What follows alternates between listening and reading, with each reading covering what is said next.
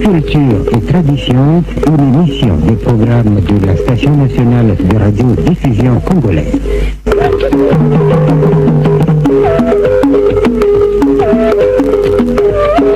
Culture et tradition, tout sur les valeurs ancestrales et modernes du Congo, d'Afrique et du monde. Réalisation et présentation, Sat Kokolokwang. Bonsoir à toutes et à tous, excellentes conditions d'écoute. Depuis la rencontre de l'Afrique avec l'Occident au XVe siècle, le Royaume Congo, le mystère négro-africain, entendez par là l'enseignement initiatique et le pouvoir qu'il confère, a été diabolisé. Le paradigme erroné, introduit par les Blancs chez les Bas-Congo, qui assimilait toute la spiritualité des Noirs à la sorcellerie, a été ensuite appliqué telle qu'elle en Angola, au Mozambique et dans toute l'Afrique noire. La grande conséquence néfaste de cette mauvaise connotation du mystère négro-africain, appelé Kindoki par les Bas-Congo des deux Congos, Bouanga parmi les Bomitaba de la Likwala au Nord-Congo, Brazzaville bien sûr, Lemba chez les Douala du Cameroun, etc., a été la montée de la sorcellerie et l'incapacité de l'Église à endiguer ce fléau. Dans cette émission, l'invité, grâce à l'ethno-linguistique, rétablit la différence entre le mystère négro-africain, en l'occurrence le Kindoki, et la sorcellerie. Il va ensuite montrer les voies d'une lutte efficace contre le fléau de la sorcellerie dans la mesure où cette lutte est essentielle au vrai développement de l'Afrique noire. Comme vous vous en doutez, cet invité n'est autre que le docteur Kiatezoa Lubanza Yaluka, qui partage son expérience en métaphysique, serait accumulé près de 40 ans en donnant des séminaires et des conférences en ligne sur la spiritualité et la lutte contre la sorcellerie. Il est l'auteur de plusieurs livres. KB Technique Raelelo, au micro pour la présentation Sat Kokolokwang.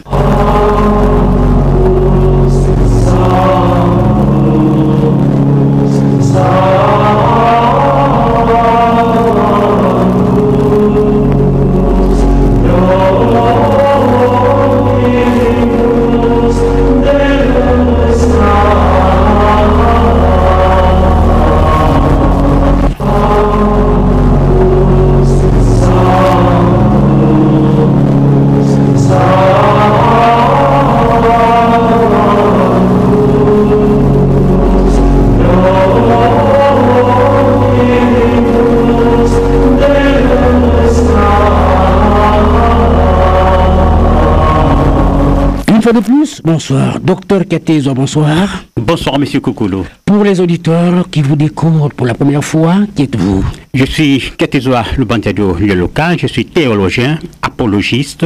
Sur cette lancée, je suis donc défenseur de la spiritualité et de l'épistémologie négro-africaine. Et comme vous l'avez souligné à ce titre, j'ai écrit une trentaine d'articles scientifiques publiés dans les différents journaux et j'ai aussi écrit environ 16 livres qui sont disponibles chez Amazon. En tant que chercheur, en tant qu'initié, j'ai fondé Nzilaloa, qui est une académie moderne de la spiritualité traditionnelle négro-africaine. Nzilaloa comprend deux branches. Il y a une branche de recherche académique qui s'appelle Institut des sciences animiques. C'est donc dans ce cadre que nous faisons des recherches sur la spiritualité et l'épistémologie négro-africaine. Et il y a aussi une branche initiatique où nous réintroduisons les Africains à la pratique de la spiritualité de leurs ancêtres. Et cette branche s'appelle aussi Nzilaloa. Donc voilà, grosso modo, ce que je suis. Je suis un chercheur négro-africain congolais de la RDC.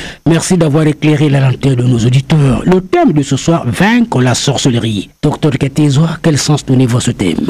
Vous savez, le mot sorcellerie a été tellement galvaudé chez nous qu'il y a beaucoup de choses à dire là-dessus. Les Européens, quand ils sont venus ici en Afrique, ils sont venus dans l'optique de justifier ce qu'ils faisaient comme pratique, notamment l'esclavage. Or, Aristote, le philosophe grec, a dit que même l'esclavage, il faut faire croire à l'esclave ce qu'on lui fait, c'est pour son bien. Et ça fait qu'il va accepter l'esclavage aisément.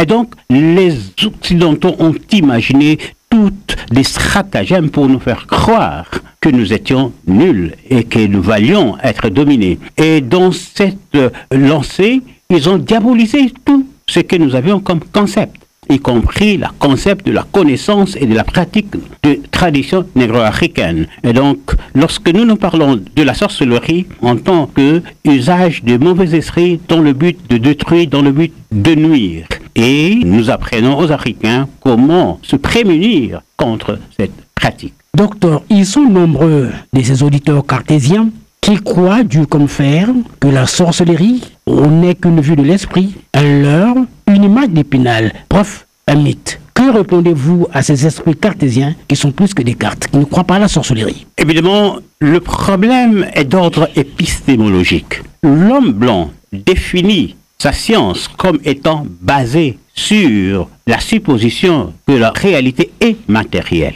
Aucun savant en Occident ne peut nous démontrer que la réalité est matérielle. C'est une supposition, mieux une présupposition. Ils ne peuvent pas démontrer cela, mais ils nous obligent à prouver tout ce que nous connaissons dans ce cadre-là. Or, ce paradigme occidental est un piège qui fait que nous ne pouvons pas défendre nos valeurs traditionnelles. Je vais vous donner ici un exemple très simple. Les Africains savaient faire des opérations de crâne, extirper la maladie dans le cerveau et fermer la plaie instantanément. Avec les bistouris, avec l'anesthésie? Pas des bistouris, pas d'anesthésie. La personne ne souffrait pas. L'anesthésie était... Ils avaient leur anesthésie à eux, pas l'anesthésie occidentale, parce que l'Africain a connu l'anesthésie avant l'homme blanc. Le peuple autochtone dans la forêt pratiquait l'extraction des dents sans souffrance. Il connaissait l'anesthésie. Ce n'était pas l'anesthésie des blancs. Donc l'homme noir était en avance par rapport à l'homme blanc pour la médecine. Mais le problème est que la médecine de l'homme noir est basée sur le fait de l'existence des esprits. Et donc l'homme blanc dit, ah non, ça on ne peut pas accepter parce que la réalité est matérielle, d'où c'est de la sorcellerie. Oui, mais c'est ce chirurgien noir là qui ouvre le crâne, qui extrait et qui le referme. Le patient était guéri, il n'y avait pas de conséquences? Non seulement que le patient était guéri, mais les blancs qui font le reportage vous disent que le taux de guérison c'est plus qu'un hôpital de Londres. Maintenant, le problème est que ce n'est pas dans l'épistémologie des Occidentaux. C'est dans l'épistémologie négro-africaine où on vous dit que la réalité est spirituelle. Alors, aidons les Africains. Laissez-moi vous démontrer ici que la réalité est effectivement spirituelle. Pour ce, je vais utiliser ce que j'appelle moi un argument cosmologique kémétique. Cet univers est un univers individuel, c'est-à-dire qui contient des individualités. Par conséquent, il est l'œuvre d'une cause individuelle. Mais la nature individuelle de cette cause implique dans l'infinité des possibilités qu'il y a d'autres causes similaires qui peuvent ne pas encore créer leur univers. Donc nous avons des causes effectives et des causes potentielles. Maintenant, dans l'hypothèse où chaque création existe dans son créateur, si nous considérons une entité qui inclut toutes ces causes effectives et potentielles, nous avons là l'être qui est le plus grand possible. Pourquoi? Parce que tout univers que vous pouvez vous imaginer se trouverait dans son créateur et le créateur se trouverait dans cet être. Et donc cet être est le plus grand possible, d'où il est le Dieu très haut. Maintenant, le Dieu très haut doit être immuable. Parce que s'il était immuable, il devrait y avoir un principe de sa mutabilité et ce principe doit être plus grand que lui. Or, il est le plus grand être possible, donc c'est impossible. Donc Dieu est immuable. Non seulement qu'il est immuable, Dieu inclut toute la réalité. Parce que s'il y avait une réalité hors de Dieu, cette réalité, ajoutée à la réalité que constitue Dieu, formerait une entité plus grande que Dieu. C'est aussi impossible. Et donc, toute réalité est en Dieu. Maintenant, le problème, où se trouve cet univers temporel par rapport à Dieu? Ça ne peut pas se trouver en Dieu parce que Dieu est absolument immuable. Ça ne peut pas se trouver hors de Dieu parce que toute réalité est en Dieu. Et donc, nous arrivons à la conclusion déductive que cet univers temporel n'est qu'une vision du seul univers qui existe, c'est-à-dire l'univers du Dieu très haut dans la conscience temporelle du Créateur. En d'autres termes, le visible n'est qu'une perception limitée de l'invisible. En d'autres termes encore, la réalité est spirituelle. Le matériel n'est qu'une apparence. Monsieur Kokolo, je viens là de vous démontrer par déduction que la réalité est spirituelle. Il appartient à l'intelligentsia africaine de se saisir de cette opportunité, de saisir cette argumentation pour prouver à nous-mêmes, nous n'avons pas besoin de prouver ça à l'homme blanc, à nous-mêmes, que la réalité est effectivement spirituelle et que par conséquent, notre paradigme est correct. Donc, comme la réalité est spirituelle, et par simple déduction, que la sorcellerie n'est pas un mythe, mais c'est une réalité. Et comme c'est une réalité, et qu'est-ce que la sorcellerie? La sorcellerie, comme je dis tantôt ici, c'est l'usage de mauvais esprits dans le but de détruire, de nuire, de voler, etc. Ça, c'est la définition que nous donne le lexicographe. Nous n'inventons pas une nouvelle définition. Mais laissez-moi dire une chose ici, c'est très important. Lorsqu'on parle de la sorcellerie en Afrique, il y a deux paradigmes. Il y a le paradigme du vaudou et le paradigme Congo. C'est deux paradigmes différents. Pourquoi? Dans le vaudou, le pouvoir qui est développé dans le vaudou s'appelle Azé. Et ce Azé est défini comme étant un pouvoir bénévolent et malévolent. D'où ceux qui pratiquent le vaudou vous diront que Azé c'est la sorcellerie et que la sorcellerie on peut l'utiliser dans le bien. Ça c'est le paradigme du vaudou. Je n'utilise pas ce paradigme, je vais vous expliquer pourquoi. Et il y a ensuite le paradigme Congo. Dans le paradigme Congo, on établit une différence, nous allons en parler tout à l'heure, entre le Kindoki, qui est un savoir initiatique, et le Nsoki, qui est la sorcellerie. Le but de l'initiation dans le Congo, dans la religion Congo, c'est de protéger la population contre la sorcellerie. Donc ça, c'est un paradigme différent. Maintenant, le paradigme Congo peut expliquer le paradigme le vaudou, mais l'inverse n'est pas possible. Voilà pourquoi je recommande le paradigme Congo. Pour une autre raison encore, le Congo, nous ne le cesserons jamais de le dire. La religion Congo est une science exacte. Tout à l'heure, je venais de vous démontrer l'existence du Créateur, l'existence des êtres similaires à lui, l'existence du Dieu très haut. Monsieur Satkokolo, l'argument cosmologique, c'est pas moi qui l'ai commencé. C'est Platon. Dans l'histoire connue de l'humanité, c'est Platon qui est le premier à utiliser cet argument. Mais jusqu'au jour d'aujourd'hui, les Occidentaux qui utilisent cet argument se limitent à démontrer l'existence du Créateur. Et ils sont incapables de prouver que ce Créateur, c'est le Dieu très haut, comme ils l'affirment malheureusement dans leur ignorance. Mais nous démontrons non seulement l'existence du Dieu très haut, mais toutes les doctrines de notre religion. Et donc, la religion traditionnelle, dans son vrai contexte, dans sa vraie nature, est une science exacte. Et partant de cette définition de la religion traditionnelle négro-africaine, nous pouvons comprendre la sorcellerie parce que c'est l'inverse de la pratique de cette religion traditionnelle. Oui, mais docteur, quel est le concept de la sorcellerie dans la pensée occidentale et son application erronée à la culture négro-africaine? De vous devenir. Dans la pensée occidentale, comme je dis tout à l'heure, on cerne la sorcellerie comme l'usage de mauvais esprits dans le but de nuire, de voler, de détruire, etc. Maintenant, le problème... Pourtant, ils ont raison de penser ainsi. Ils ont raison de penser ainsi. Ça, je ne le contredis pas. La difficulté vient lorsque ils essaient de diaboliser tous nos concepts. Par exemple, la médecine traditionnelle négro-africaine, le médecin traditionnel négro-africain, on le qualifie de sorcier. C'est un sorcier. Notre pratique, on le qualifie de fétichisme. Quand vous dites Nkisi, vous sortez ici, vous dites à quelqu'un Nkisi, on vous dit directement ma fétiche. Mais Nkisi ne veut pas dire fétiche, monsieur Kokolo. Nkisi, ça veut dire pouvoir. Et le plus grand, le pouvoir le plus élevé, c'est Dieu lui-même, d'où on l'appelle Nzambi Ampongu Tulendo, c'est-à-dire le Mpongu qui a toute autorité. Mpongu et Nkisi sont des synonymes. Donc, vous voyez, les Occidentaux ont essayé de diaboliser tous nos concepts. C'est pour cela, c'est un devoir pour l'intelligentsia de réformuler les choses pour montrer à l'homme africain c'est quoi la sorcellerie. Et c'est quoi la tradition négro-africaine? Pourquoi ce n'est pas de la sorcellerie? Mais laissez-moi ici revenir sur une chose. Dans l'initiation négro-africaine, il y avait 3 quand je parle d'initiation, ici, je ne parle pas des petites initiations, je parle des grandes écoles. Des initiations majeures. Qui ont existé en Afrique. Le Lemba de Martial. Et il y avait le Kimpasi qui était une école d'initiation au mystère divin. Donc il y avait d'abord l'initiation au mystère divin, il y avait l'initiation civile qui constituait ce que je peux appeler les universités traditionnelles négro-africaines. Aujourd'hui, quand on parle des universités en Afrique, on vous parle de Tombouctou. Non, Tombouctou n'était pas la première université. Avant Tombouctou, les Africains avaient des connaissances en médecine, en ceci, en cela.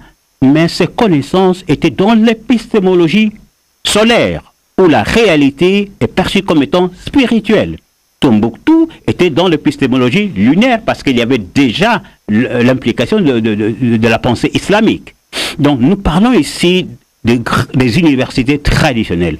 Vous aviez l'école civile, l'initiation civile, et il y avait aussi l'initiation martiale. Maintenant le problème se pose où? Dans ces trois initiations, le but principal c'était aider la population à se prémunir contre la sorcellerie. Donc la sorcellerie, dans ces trois initiations, était combattue. Mais le fait est que dans l'initiation martiale, où on apprend à détruire l'ennemi, la sorcellerie était aussi l'une des armes utilisées. Et donc, ici, cet usage de la sorcellerie contre l'ennemi était une exception. Le problème surgit lorsqu'on fait de cette exception une règle. Et c'est là où il y a dérapage. Nous disons à nos frères qui sont dans le vaudou, dans le santeria, dans le palomonte, etc., que la sorcellerie ne peut être utilisée qu'exceptionnellement dans des stratégies de guerre pour lutter contre l'ennemi. Dans la société négro-africaine, entre nous les Noirs, n'utilisons pas cela comme un outil de vengeance ou de lutte contre la sorcellerie. Non. Mais nous allons parler de quel outil il faut utiliser dans ce cas-là, mais évoluons. Évoluons, mais que dites-vous du concept Kindoki dans la pensée Congo profonde? D'abord, le fait qu'il faut dégager le Kindoki de la sorcellerie. Lorsque nous parlons de la sorcellerie, c'est ça le premier travail à faire. Il faut faire un distinguo entre le Kindoki et la sorcellerie. Donc, ils me diront, mais oui, mais le Kindoki est en Kikongo, la sorcellerie est en français. Oui, je sais. Le terme approprié pour dire Kindoki en français, c'est le terme mystère dans son acception originelle grecque qui est moustérion. Et moustérion veut dire un ensemble de connaissances secrètes qui amènent l'illumination. C'est ça le Kindoki. C'est une connaissance qui vous ouvre les yeux, qui vous illumine. Cette connaissance chez nous peut être divine, peut être une connaissance divine, humaine ou démoniaque. Le Kindoki démoniaque n'avait pas des cadres officiels d'enseignement. C'était une déviation condamnée par la société. Ce qu'on enseignait, c'était le Kindoki divin dans le Kimpasi, le Kindoki humain dans le Lemba, le Kinkimba, le Nzobi, toutes les académies d'initiation humaine. Donc, il faut faire ce distinguo-là. La sorcellerie en Kikongo, c'est un soki. Vous avez parlé tout à l'heure de Bomitaba. Le Bomitaba, vous direz Bwanga comme étant le Kindoki, la connaissance, et Bolemba comme étant l'usage négatif de la connaissance, donc la sorcellerie. Ce sont deux concepts différents. Maintenant, si nous prenons l'ethnolinguistique, le mot Kindoki provient du verbe doka. Maintenant, que veut dire doka? Pour trouver le vrai sens du doka, il faut simplement analyser tous les termes qui contiennent la racine D-O-K.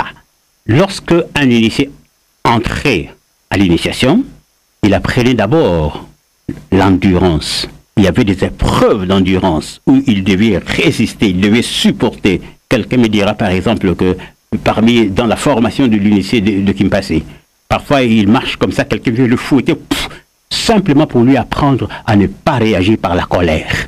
Donc il doit supporter et ne pas réagir par la colère. Donc il passait par ces épreuves d'endurance et après il apprenait des leçons et après il revenait avec des connaissances, avec un pouvoir accru. Et donc vous trouvez des mots de la famille de Kindoki, c'est-à-dire qui contiennent la racine D-O-K, qui ont trait à toutes ces phases de l'enseignement. Par exemple, vous avez Do-Kama, qui veut dire s'incliner, Do-Kalala.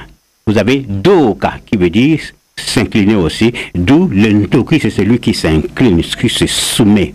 Vous voyez? Après cette phase, venait la phase d'instruction. Or, vous avez aussi des termes de la même famille, c'est-à-dire Ea, D-Oka, qui ont trait à l'instruction. Par exemple, vous avez Kindokila. Kindokila, c'est le claquement de deux doigts pour demander la parole. Vous avez le verbe Doka, qui veut dire instruire. D'où vous avez Kido Kisa, qui veut dire s'instruire. Vous avez Dokidika, qui veut dire aussi instruire. Vous avez Kidokidika, qui veut dire s'instruire. Et vous avez Kidokidiki, qui veut dire celui qui s'instruit. Mais Kidokidiki et Ndoki sont nos synonymes. On trouve des synonymes pareils en Kikongo. Par exemple, Lumba a comme synonyme Lumbidika. Donc vous avez un Lumbi et Kilumbidiki, qui sont aussi des synonymes. Qui signifie? Qui signifie jeter à terre. Kaka, qui veut dire coincer, cacher quelque chose. Kaka, obstruer, voilà, le vrai terme, obstruer. Kaka a comme synonyme Kakidika. D'où celui qui s'obstrue, ça s'appelle Nkaki ou Kikakidiki. Donc Nkaki et Kikakidiki sont des synonymes, comme Ndoki et Kidokidiki sont des synonymes. Donc, et à la dernière phase, l'initié avait maintenant un sens développé. En langage congo, on dirait Mesoma Zibuka Benayan. Il a des yeux ouverts. Or, il a non seulement des yeux ouverts, mais des oreilles aussi ouvertes. Or, on trouve une expression là qui dit Makutu Madoka, c'est-à-dire oui, fine. Donc, vous voyez, le Kindoki n'a rien à voir avec la sorcellerie. C'est un enseignement qui vous confère un pouvoir. Un enseignement secret qui vous confère un pouvoir. À ce titre, donc, la sorcellerie, c'est le mauvais usage du Kindoki humain. Bon, à vous entendre parler, vous venez de faire le distinguo entre le Kindoki et la sorcellerie, mais finalement, quelle est la nature illusoire de la sorcellerie? La nature illusoire de la sorcellerie réside en ceci. Nous avons tout à l'heure utilisé l'argument cosmologique kémétique. Et nous avons démontré par cet argument-là que le Dieu très haut, qui est l'être le plus grand possible, il est la seule réalité. Et qu'il n'y a pas de réalité hors de Dieu. Parce que s'il y avait une réalité hors de Dieu, cette réalité ajoutée à Dieu formerait une entité plus grande que Dieu, c'est-à-dire plus grande que l'être le plus grand, ce qui est impossible. Et donc toute la réalité est de l'ordre du divin. La réalité, c'est le bien. Le mal n'est pas une réalité. Le mal s'impose à nous comme une réalité. Mais le mal est une illusion, une suggestion. Et il est très important de comprendre cela. Si vous comprendrez cela, vous comprendrez aussi pour comment l'homme noir arrive à guérir une maladie sans même toucher le patient, sans faire quoi que ce soit. Parce que l'homme noir comprend que le mal n'est qu'une illusion. Et ça surprend beaucoup de gens lorsque je leur dis cela. Mais la géographie nous apprend que c'est la Terre qui tourne autour du Soleil. Galilée avait démontré. Mais pourtant, chaque matin, nous nous élevons et nous voyons le Soleil aller de l'Est à l'Ouest. Mais la science corrige cela. Et donc, nos yeux nous disent que le mal est une réalité. Mais la science, parce que l'argument cosmologique kémétique est une déduction. Or, la déduction, c'est le processus scientifique par excellence. Et donc, la science vous démontre que le mal est une illusion. Et donc, la sorcellerie est une illusion. Une illusion. Ok, mais finalement, docteur, par quel moyen peut-on acquérir le Kindoki? Le Kindoki, comme je vous ai dit, est une connaissance qui vous confère un pouvoir. Le Kindoki avait des cadres officiels d'enseignement. D'abord, vous devez faire une nette distinction. Il y avait le Kindoki divin et le Kindoki humain. Le Kindoki dominiaque, nous avons dit que c'est une déviation condamnée par la société. Et donc, le Kindoki humain et divin avait des cadres officiels d'enseignement. Aujourd'hui, ces cadres-là ont été détruits par l'homme blanc depuis les années 30. Les écoles initiatiques n'existaient plus. Nous, ce que nous faisons dans Dilaloa, c'est d'essayer de rétablir, pas essayer, mais nous rétablissons le mystère divin Congo. comme le mystère divin négro-africain. C'est ça mon objectif dont dit la loi. Maintenant, le kindoki humain est appris dans le cadre de la famille, etc. Le kindoki démoniaque, comme je le dis, est quelque chose à condamner, et ça, il faut la condamner. On la scelle. Notre thème de ce soir, comment vaincre la sorcellerie. Et c'est là où les auditeurs nous attendent. Comment vaincre la sorcellerie? Nous devons d'abord nous poser la question à savoir comment la sorcellerie agit-elle. Parce que si vous connaissez comment la sorcellerie agit, c'est alors que vous connaîtrez comment vous prémunir contre la sorcellerie. Eh bien, j'ai dit tout à l'heure que la sorcellerie, c'est l'usage des mauvais esprits dans le but de nuire, de détruire, de voler, de tuer. Donc, la sorcellerie, c'est d'abord, ce qu'il faut savoir, c'est un usage de mauvais esprits. Ça, c'est la première chose que nous devons savoir. La deuxième chose, c'est que comment la sorcellerie agit-elle? Je dis tout à l'heure que la sorcellerie n'est pas une réalité. C'est une illusion parce que la réalité, c'est Dieu le bien. Et donc, la sorcellerie agit par la suggestion. La sorcellerie nous fait croire à ce qui n'existe pas. La sorcellerie vous fait croire que M. Kokolo est malade, alors que M. Kokolo est l'image et la ressemblance de Dieu. Et Dieu n'étant pas malade, l'image de Dieu ne peut pas être malade. Et donc, la sorcellerie agit par la suggestion mentale. Ça, deuxième chose à savoir. Troisième chose, nous devons savoir que pour que le sorcier vous suggère un mensonge, une maladie, une condition négative, il doit d'abord vous distraire. Donc, la sorcellerie nous distrait d'abord par la domination ou par le charme. C'est très important de comprendre cela. Lorsque vous vous laissez aller à être dominé par des gens, vous ouvrez aussi votre pensée à être susceptible de recevoir toutes sortes de suggestions. Donc la défense contre la sorcellerie commence par la maîtrise de soi, savoir déceler les moindres actes de domination et s'en débarrasser. La défense contre la sorcellerie commence par savoir se protéger contre des moindres actes de charme. Et parce que tous ces actes-là, la domination, le charme, consistent à défocaliser l'homme, c'est-à-dire on détruit votre vigilance et vous ne savez pas vous focaliser sur le fait que vous êtes enfant de Dieu, vous êtes l'image et la ressemblance de Dieu et on vous fait croire à n'importe quoi.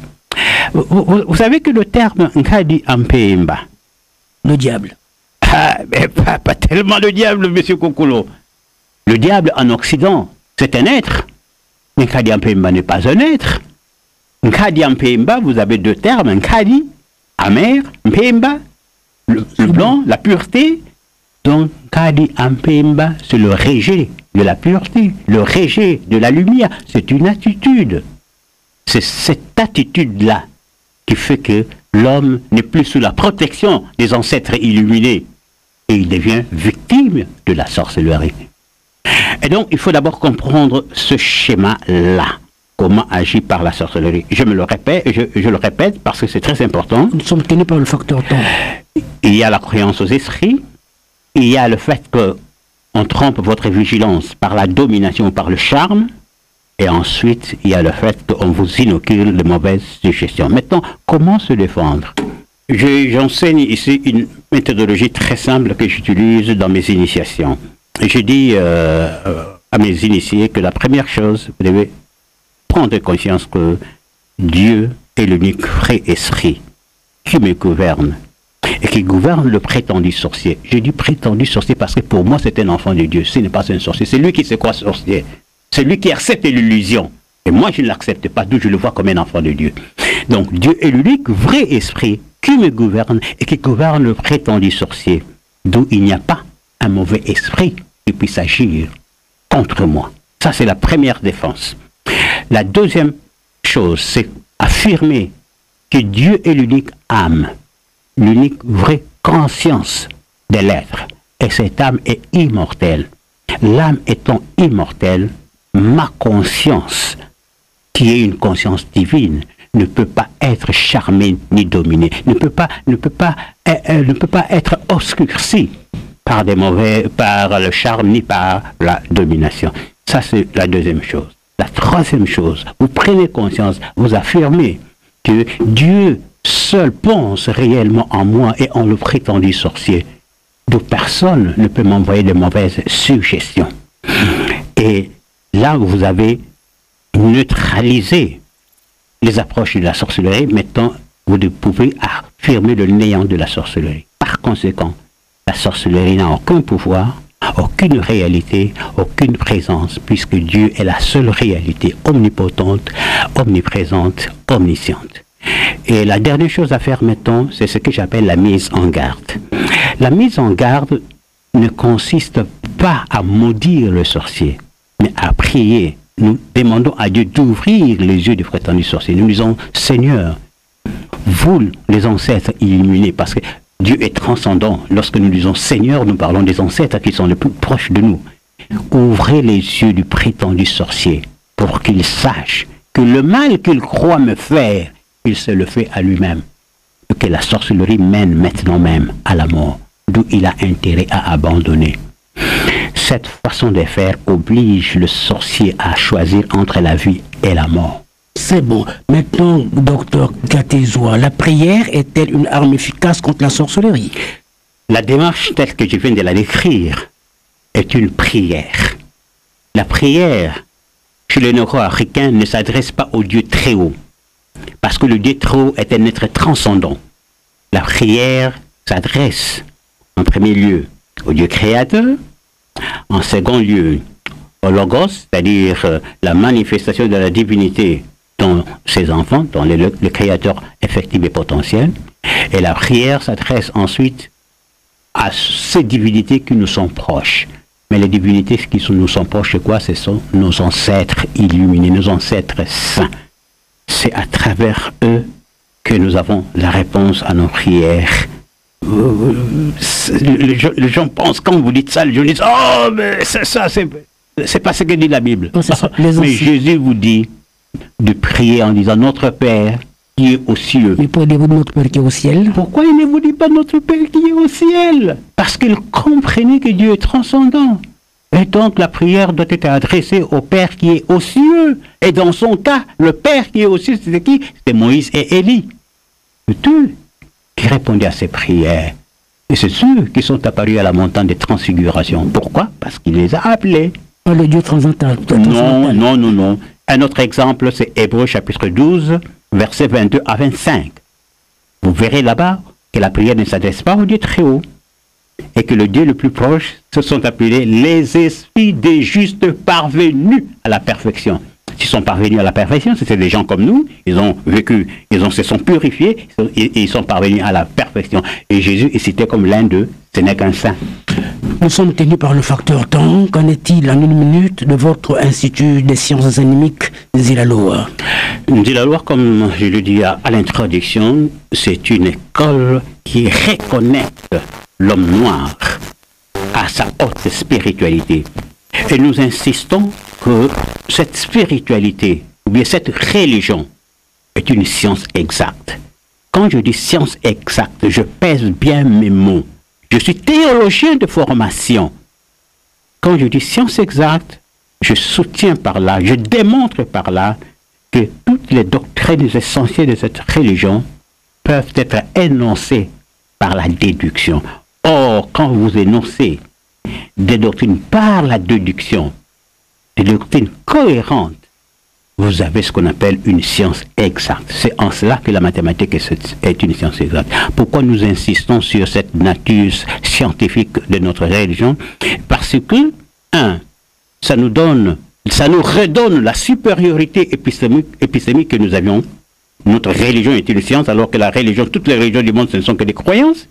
Notre science est basée sur un fait démontrable, scientifique, que la réalité est spirituelle, alors que la science de blanc n'est bâtie que sur une croyance qu'il ne peut pas démontrer. Et deux, la science est universelle. Et donc, si nous comprenons la dimension scientifique de notre religion et nous la rétablissons dans ces différentes variantes, nous ramènerons facilement ce que l'on appelle l'unité des Africains, recherchée par le panafricanisme. Et ça, c'est très important. Voilà pourquoi j'insiste. La vraie religion traditionnelle négro-africaine est une science exacte. Je l'ai démontré dans plusieurs articles scientifiques, je n'ai jamais été contredit. Les aiguilles de l'horloge ont vite tourné, nous sont rattrapés par le facteur temps, votre mot de fin et vos coordonnées. J'insiste sur le fait que nous, en tant que néo-kamites, nous sommes des néo-kamites. Nous croyons que la religion traditionnelle négro-africaine est une science exacte.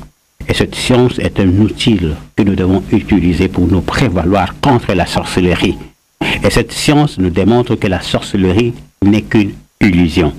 Et à ce titre-là, nous pouvons nous en prémunir.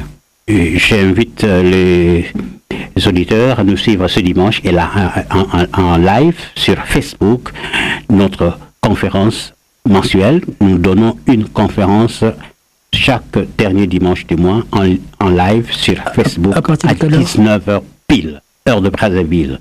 Donc ils peuvent suivre cette conférence-là.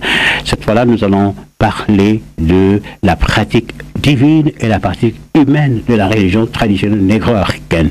Il est important de faire le distinguo entre ces deux pratiques. Sinon, mon école se porte bien. Pour ceux qui veulent nous joindre, ils vont joindre le secrétariat au numéro 06 887 36 93. Je répète, 06 887 36 93 ou encore au numéro 05 536 71 06. Je répète, 05 536 71 06. Merci.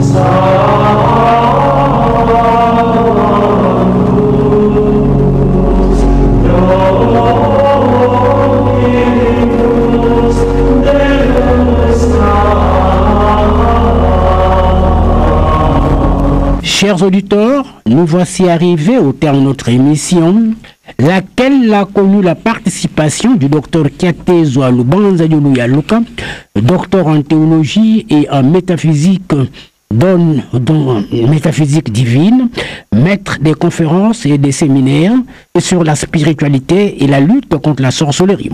L'entretien avec le docteur Kiatezoa a porté sur la manière de vaincre la sorcellerie.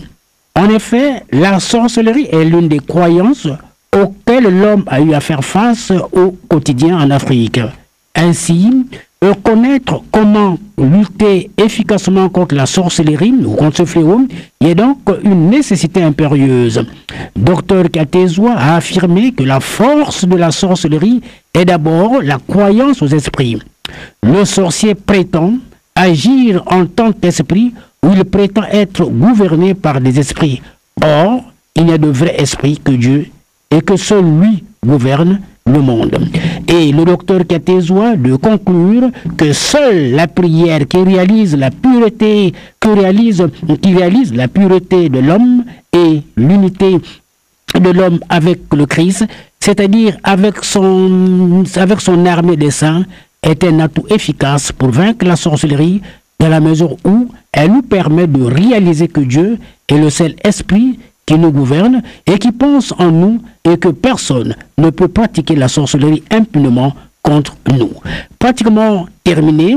Merci de m'avoir accordé un peu de votre temps si précieux. Et si le cœur vous en dit d'entrer en contact avec le producteur de l'émission, il vous suffit de nous contacter au 06 666 5509, 06 666 5509 ou au 05 643 82 83, 05 643 82 83. Vous serez les bien reçus. Ce soir, j'ai bénéficié des services techniques de Raël Lelo et était au micro pour la présentation Sadko Kolo Kwanga. Au revoir et à jeudi prochain, même heure, même chaîne, même fréquence, Inch'Allah. Culture et tradition, une émission des programmes de la Station nationale de radio-diffusion congolaise.